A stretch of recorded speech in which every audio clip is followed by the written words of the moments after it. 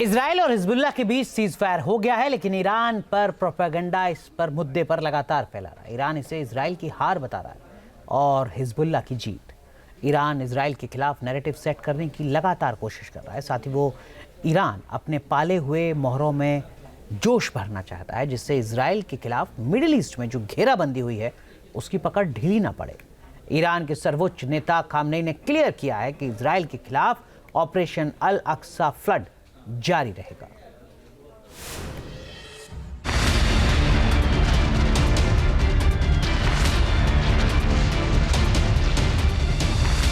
क्या Israel Iran में होगी महाजंग? हिजबुल्लाह बहाना, ईरान है निशाना। 60 दिन के सीजफायर समझौते से हिजबुल्लाह मोर्चे से इजराइल का बोझ कम हो गया है।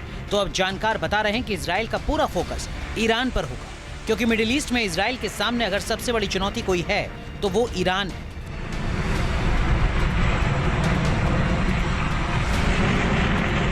इजराइल किसी भी कीमत पर ईरान को कमजोर करना चाहता है, क्योंकि पिछले 1 साल से इजराइल जंग के मोर्चे पर अगर उलझा हुआ है तो उसके पीछे ईरान ही है, बाकी सब उसके मोहरे हैं। लिहाजा अब यही कहा जा रहा है कि इजराइल ने पूरी रणनीति के तहत ही हिजबुल्लाह के साथ 60 दिन का सीजफायर समझौता किया है।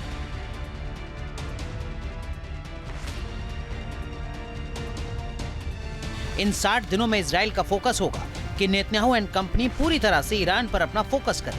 60 दिन में हथियारों के भंडारण को बढ़ाया जाएगा। हमास को दुनिया से अलग थलग करना भी एजेंडा होगा, जिससे उसे कहीं से मदद न मिले।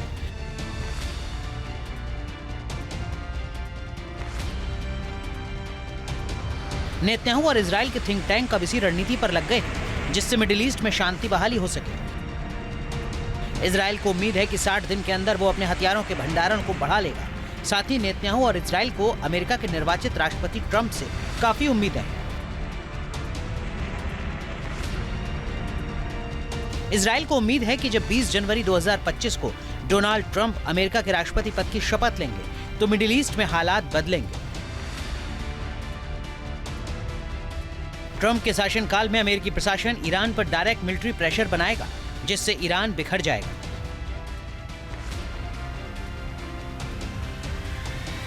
हिजबुल्लाह से सीज फायर हो जाने के बाद इजराइल अब फोकस करेगा ईरान के ऊपर और सीरिया के ऊपर।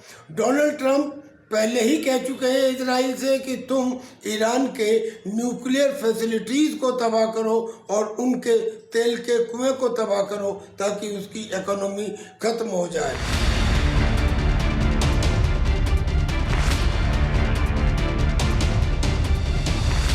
फिलहाल अभी इन कयासों का दौर जारी है, लेकिन एक बात तो साफ है कि हिजबुल्लाह के साथ सीजफायर समझौते के बाद इजराइल को भी बड़ी राहत मिली है। इससे अब इजराइल की जितनी भी फोर्स लेबनान मोर्चे पर लगी थी वो सब फ्री होंगी और इजराइल के थिंक टैंक को ईरान के खिलाफ रणनीति बनाने में मदद मिलेगी।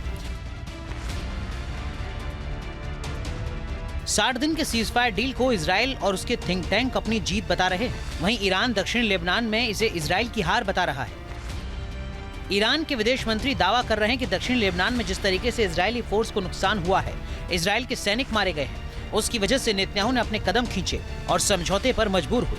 वहीं ईरान के सर्वोच्च नेता खामनेई ने भी क्लियर किया है कि भले ही इजराइल और हिजबुल्लाह के बीच सीजफायर हुआ है, लेकिन ऑपरेशन अल अक्सा फ्लड जारी रहेगा। इजरायली क्षेत्र में हमास आतंकवादी और उसके जैसे संगठन जो अटैक कर रहे हैं, इजराइल के खिलाफ जंग कर रहे हैं, उसे ऑपरेशन अल अक्सा फ्लड कहते हैं। जाहिर है इस ऑपरेशन का मोहरा भले ही हमास और उसके जैसे आतंकी संगठन है, लेकिन उसका असली चेहरा तो ईरान ही है। ईरान किसी भी कीमत पर नहीं चाहेगा कि इजराइल के मोर्चे पर शांति बहाली हो। जाहिर है इसीलिए वो हमास और हुती जैसे संगठनों पर जोश भरने के लिए 60 दिन के सीजफायर डील को इजराइल की हार बताने पर तुला है, जिससे मिडिल ईस्ट में हमास, हिजबुल्लाह, हुती के जरिए ईरान जो वर्चस्व की जंग छेड़े हुए है उसकी धार कुंद न पड़े। Team news nation. News nation अब व्हाट्सएप पर खबरों के ताजा अपडेट के लिए न्यूज नेशन के इस QR कोड को स्कैन करें।